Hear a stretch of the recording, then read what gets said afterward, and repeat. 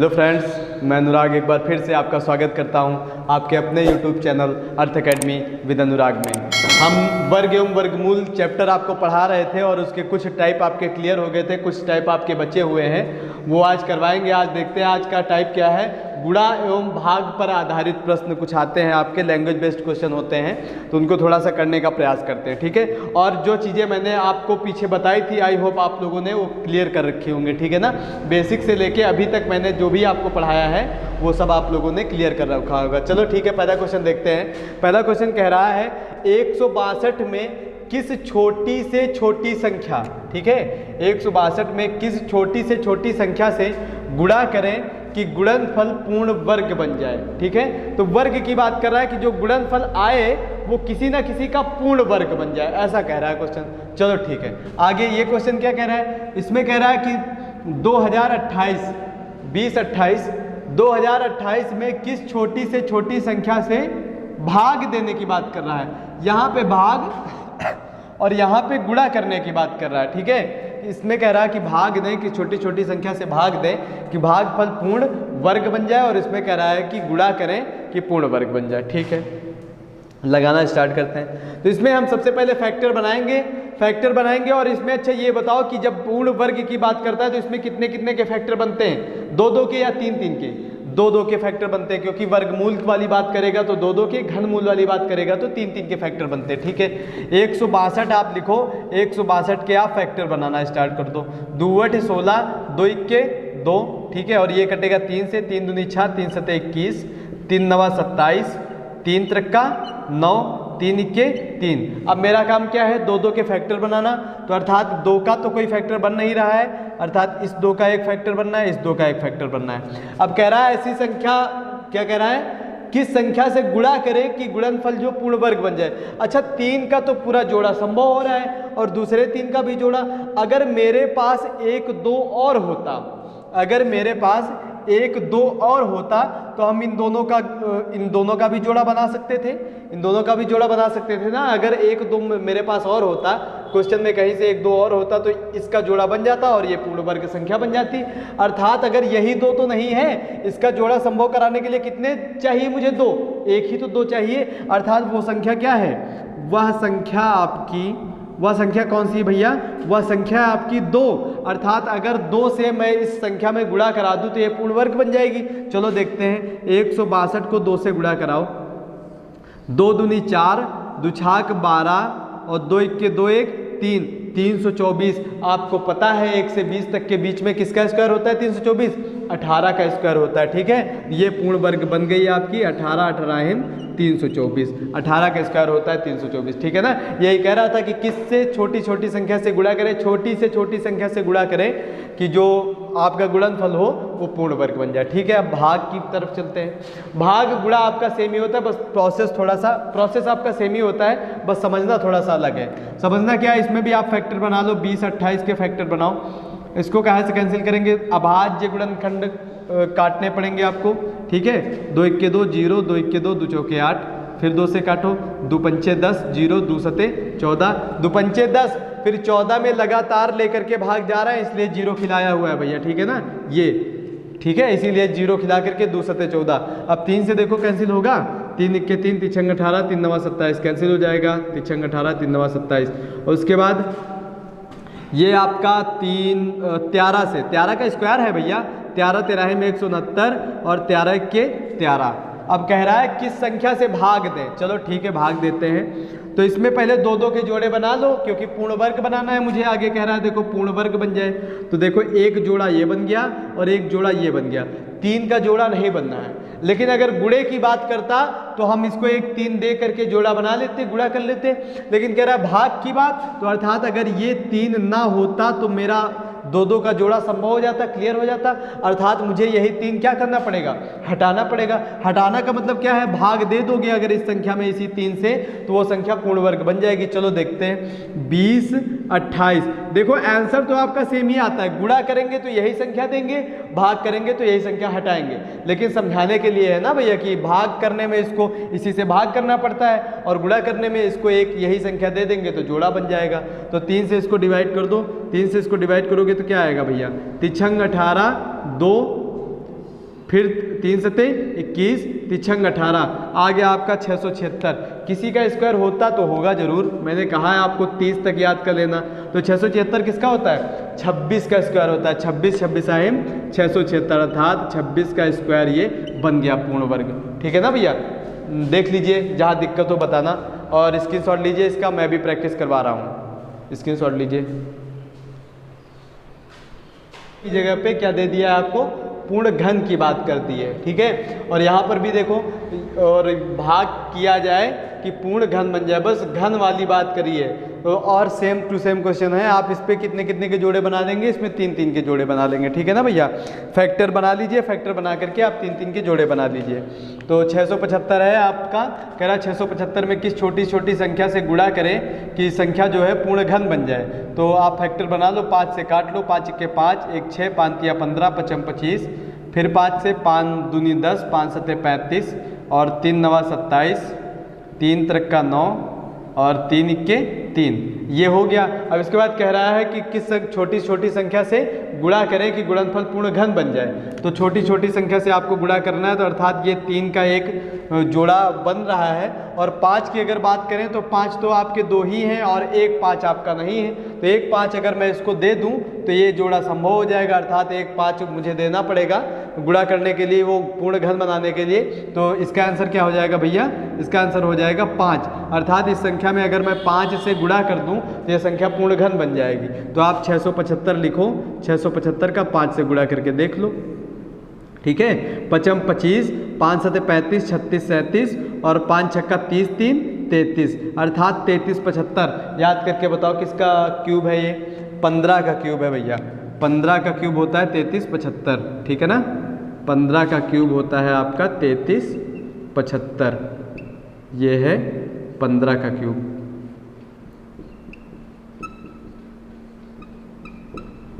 ठीक, आ रहा समझ में? नेक्स्ट क्वेश्चन पे चलते हैं। नेक्स्ट क्या कह रहा है? कह रहा है 135 13500 में किस छोटी छोटी संख्या से भाग दें। सेम क्वेश्चन है, अब इसमें भाग की बात कर रहा है। भाग की बात कर रहा है किस छोटी छोटी संख्या से भाग दें कि भागफल जो है पूर्ण घन बन जाए। तो इसको भी सेम प्रोसेस पे करेंगे जैसे पीछे वाले क्वेश्चन कर चुके हैं, बस इसमें थोड़ा सा घन की बात कर दी, इसलिए थोड़ा सा 3 3 के जोड़े बना लेंगे और कोई दिक्कत वाली बात नहीं। 135 00, तो 135 00 आप इसके भी फैक्टर बना लो। सबसे पहले हम काट लेंगे, 2 से काट लो, 0 है कट जाएगा। आपको विभाजिता का नियम भी मैंने पढ़ाया हुआ है। 2 पंचे 10, ठीक है, और 3 दुछाक 12, 2 सते 14, 2 पंचे 10, 0 हो जाएगा। फिर 2 से काट लो, 2 तिहाई 6, 2 सत 14, 2 पंचे 10।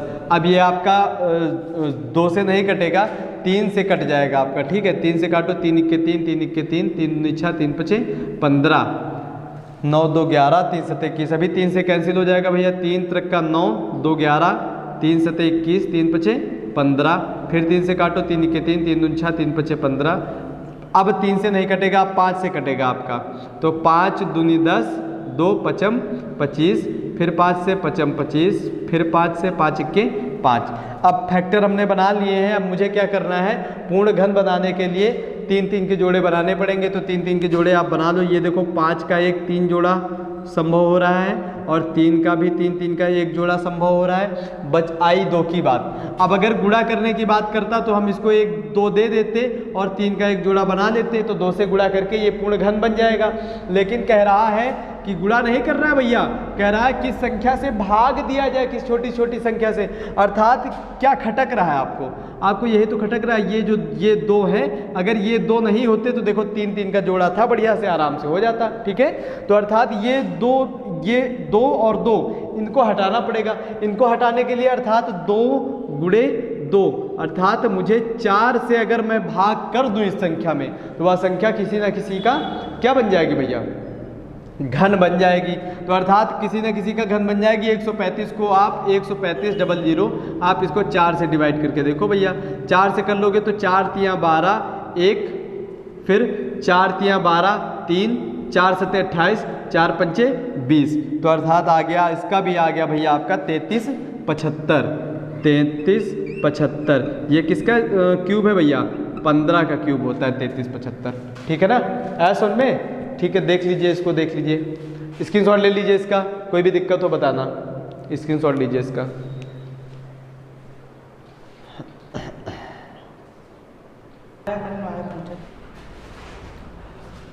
नेक्स्ट क्वेश्चन है आपका वर्गमूल पर आधारित, ये कुछ प्रश्न है, 2 प्रश्न मैंने लिए हुए हैं, 2 क्वेश्चन और हैं इसी वर्गमूल पर आधारित, फिर करवा रहा हूँ उनको, पहले मैं करवाता हूँ, ठीक है ना।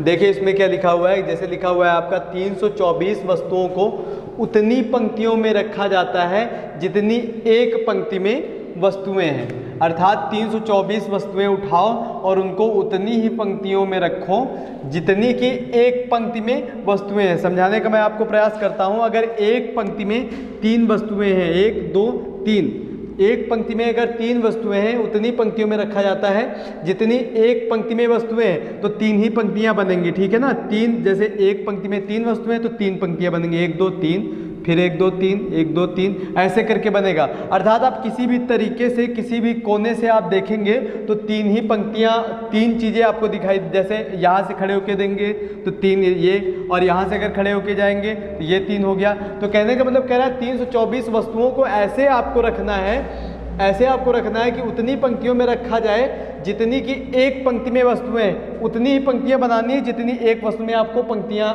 आप एक पंक्ति में जितनी वस्तुएं रखेंगे उतनी ही पंक्तियां आपको बनानी है, ठीक है ना भैया।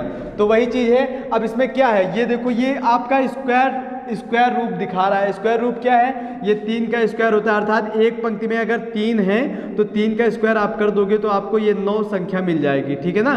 तो वो संख्या अर्थात ये स्क्वायर को दर्शा रही है। तो कहने का मतलब ये आपका 324 जो लिखा हुआ है ये किसी ना किसी का स्क्वायर लिखा हुआ है, तभी तो कह रहा है कि उतनी पंक्तियों में रखना है जितनी एक पंक्ति में वस्तुएं हैं। अगर ये स्क्वायर नहीं होता तो इसको हम इस तरीके से रख ही नहीं पाते बराबर करके कि जितनी पंक्तियां हैं उतनी ही पंक्तियां बनानी है, एक पंक्ति में जितनी वस्तुएं हैं उतनी ही पंक्तियां बनानी है। ये हम तभी कर पाएंगे जब ये स्क्वायर का फॉर्म होगा, ठीक है ना। जैसे ये देखो, मैंने एक पंक्ति में 3 वस्तुएं रखी और 3 ही पंक्तियां बनाई और फिर 3 वस्तुएं रख दी, तो अगर इनको काउंट करो तो 3 3 का 9, अर्थात ये 3 का स्क्वायर आपका बन रहा है 9, ठीक है ना। तो वैसे ही आपका 324 किसका स्क्वायर होता है भैया, 324 अगर आपको याद है तो आप सीधे सीधे कर लोगे कि 18 का स्क्वायर होता है, 18 18 324 होता है। तो इसका आंसर क्या आ जाएगा भैया, 18 आ जाएगा। लेकिन यदि आपको याद नहीं है तो आप जैसे पीछे बता चुके हैं हम, फैक्टर बना के करके आप 2 के जोड़े बना लेना, कितने के 2 के जोड़े बना करके आप बाहर कर लेना, तब आप उसका स्क्वायर फाइंड कर सकते हैं, ठीक है ना भैया। 18 का स्क्वायर होता है। तो अगर एक पंक्ति में आप 18 वस्तुएं रखेंगे और 18 ही पंक्तियां बनाएंगे तो फिर इसको आसानी से रखा जा सकता है। कह रहा है पंक्तियों में वस्तुओं की संख्या, तो एक पंक्ति में वस्तु की संख्या कितनी है भैया, 3 ही तो है, 1 2 3। तो वैसे एक पंक्ति में वस्तुओं की संख्या कितनी हो जाएगी भैया, 18 हो जाएगी, ठीक है। एक पंक्ति में वस्तुओं की संख्या कितनी हो जाएगी भैया, 18 हो जाएगी। 18 18 324। ये क्वेश्चन ही आपको वैसा ही देगा, ज़्यादा टेंशन लेने की जरूरत नहीं है, आपको क्वेश्चन वैसे ही देगा। 324 वस्तुओं को उतनी ही पंक्तियों में रखा जाए जितनी एक पंक्ति में वस्तुएं, ऐसा मैंने समझा दिया है, ठीक है ना भैया। चलो नेक्स्ट चलते हैं। नेक्स्ट में कह रहा है, ये भी वैसा ही क्वेश्चन है। इसमें कह रहा है 484 नींबुओं को एक ठोस पंक्ति में रखा जाता है। एक पंक्ति में रखा जाता है 484 नींबुओं को, किसी एक ओर से कितने नींबू दिखाई देंगे। अर्थात 484 नींबुओं को एक ठोस पंक्ति में रखा जाता है, ठोस पंक्ति में स्क्वायर के रूप में रखा जाता है। और कह रहा है एक पंक्ति में देखेंगे अगर तो कितने नींबू दिखाई देंगे। तो सेम अगर चीज़ इसको देखें कि अगर 484 नींबुओं को ठोस पंक्ति में रखें तो किसी एक ओर से अगर हम खड़े होकर देखें, चाहे हम यहाँ से खड़े होकर देखें, चाहे हम यहाँ से खड़े होकर देखें, तो एक ओर से अगर खड़े होकर देखेंगे तो मुझे कितने नींबू दिखाई देंगे। लेकिन उनको किस रूप में रखना है भैया, ठोस पंक्ति के रूप में, एक ठोस पंक्ति के रूप में रखना है। ठोस पंक्ति के रूप में रखा गया है तो किसी एक ओर से कितने नींबू दिखाई देंगे।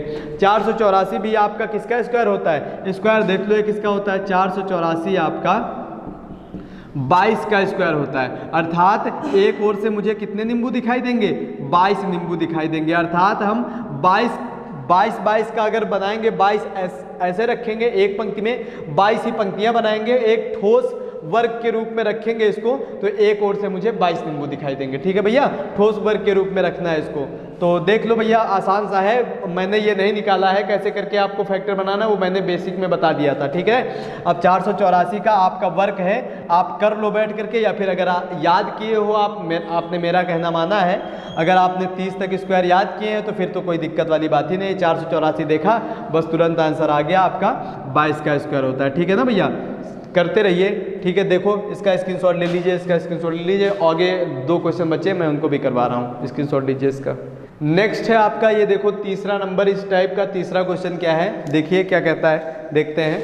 तीसरा नंबर कह रहा है कि एक विज्ञापन कंपनी किसी मोहल्ले के प्रत्येक मकान में उतने उत्पाद पेश करती है, किसी मोहल्ले में जाती है और प्रत्येक मकान में उतने ही उत्पाद पेश करती है जितने उस मोहल्ले में मकान हैं। अगर उस मोहल्ले में 5 मकान हैं तो प्रत्येक मकान में जा करके 5-5 उत्पाद पेश करेगी। ये इस क्वेश्चन का मतलब है कहने का। ठीक है, तो कह रहा है जितने उस मोहल्ले में मकान हैं फिर भी उसके पास 5 उत्पाद शेष बच जाते हैं। मतलब जितने मकान थे, जितने उस मोहल्ले में मकान थे और उतने में सबको, जैसे 17 मकान थे, मान लो 15 मकान थे, 5 मकान थे, 10 मकान थे, जितने भी थे, और सभी में उतने उत्पाद दे दिए। देने के बाद उसके पास फिर भी 5 उत्पाद क्या हो रहे हैं, शेष बच जाते हैं। उसके पास 5 उत्पाद शेष बच जाते हैं, देखो शेष बच जाते हैं। तो कह रहा है यदि मोहल्ले में 25 मकान हो तो कुल उत्पाद कितने थे। अर्थात आपको देखो दे दिया है कि मोहल्ले में 25 मकान है, बस यही से हमारा क्वेश्चन लग जाएगा। नेक्स्ट क्वेश्चन देखते हैं। नेक्स्ट कह रहा है एक सेना नायक अपने सैनिकों से उतनी पंक्तियां बनाता है जितनी प्रति पंक्ति सैनिक हो। ठीक है, एक वही पहले वाला क्वेश्चन जो पीछे हम करवा चुके हैं, सेम टू सेम उसी पे आधारित है। एक सेना नायक अपने सैनिकों से उतनी पंक्तियां बनाता है जितने प्रति पंक्ति सैनिक हो, अर्थात एक पंक्ति में जितने सैनिक होंगे उतनी ही पंक्तियां वो बनाएगा। ठीक है, एक पंक्ति में जितने सैनिक होंगे वो उतनी ही पंक्तियां बनाएगा। सैनिक हो, इस प्रकार उसे 4 सैनिक कम पड़ जाते हैं। अब इसके पास समस्या क्या आई भैया कि इसके पास 4 सैनिक कम पड़ गए, 4 सैनिक कम पड़ जाते हैं। यदि कुल 17 पंक्तियां बनी हों, देखो ये यहाँ से क्वेश्चन लगेगा, 17 पंक्तियां बनी हों तो सेना नायक के पास कुल कितने सैनिक हैं। चलिए क्वेश्चन नंबर पहले पे चलते हैं। इसमें क्या कह रहा है, कह रहा है कि विज्ञापन कंपनी किसी मोहल्ले के प्रत्येक मकान में उतने उत्पाद पेश करती है जितने उस मोहल्ले में मकान है। अब मोहल्ले में कितने मकान है भैया, 25। ठीक है, देखो मोहल्ले में मकानों की संख्या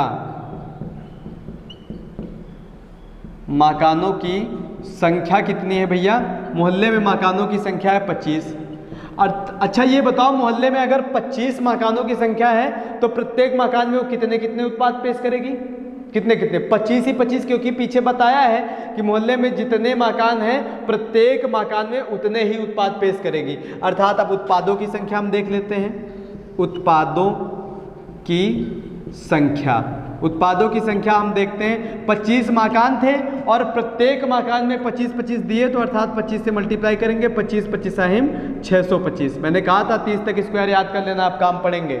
ठीक है, और उसके बाद इतने हो गए उत्पाद, लेकिन कह रहा है ऐसा अगर करता तो उसके पास 5 उत्पाद शेष बच जाते हैं। अर्थात अभी और ये तो वितरित कर दिए, 5 अभी उसके पास बच रहे हैं। तो कह रहा है कुल उत्पाद कितने थे। अगर बचते नहीं, ये बात नहीं कहता कि 5 उत्पाद शेष बच गए, तब तो हमारे उत्पाद हो जाते हैं कि भैया 625 उस कंपनी के पास उत्पाद थे। लेकिन कह रहा है 5 उत्पाद अभी बचे हैं ना कंपनी के पास, तो कंपनी के पास पूछ रहा है कुल कितने उत्पाद थे, तो यही 5 मैं क्या कर दूंगा, इसमें ऐड कर दूंगा। ये जो 5 मेरे पास शेष बचे हैं ये भी तो उत्पाद ही बचे हैं कंपनी के पास। तो देखो कितने हो गए, 5 5 10, 2 1 3 और ये हो गया 6। अर्थात कंपनी के पास कुल कितने उत्पाद हैं, 630 उत्पाद हैं। ठीक है, कंपनी के पास कुल 630 उत्पाद हैं। अगर ये शेष नहीं कहता तो कंपनी के पास 625 उत्पाद थे, लेकिन 5 उत्पाद शेष बच गए हैं, इसलिए वही 5 हम ऐड कर देंगे तो 630 उत्पाद कंपनी के पास हो जाएंगे। नेक्स्ट कह रहा है, इसमें कह रहा है देखो सेना नायक अपने सैनिकों को से उतनी ही पंक्तियां बनाता है जितनी प्रति पंक्ति सैनिक है। जैसा कि मैंने बताया, एक पंक्ति में जितने सैनिक हैं उतनी ही पंक्तियां बनाएगा। अब इसमें कह रहा है इस प्रकार 4 सैनिक कम पड़ जाते हैं, इसमें शेष बच गए थे और इसमें क्या हो गए, कम पड़ गए, उतने सैनिक कम पड़ गए, 4 सैनिक कम पड़ गए। और यदि कुल 17 पंक्तियां हो, अब देखो यहां से क्वेश्चन लगेगा ये, तो यदि कुल 17 पंक्तियां हो, पंक्तियों की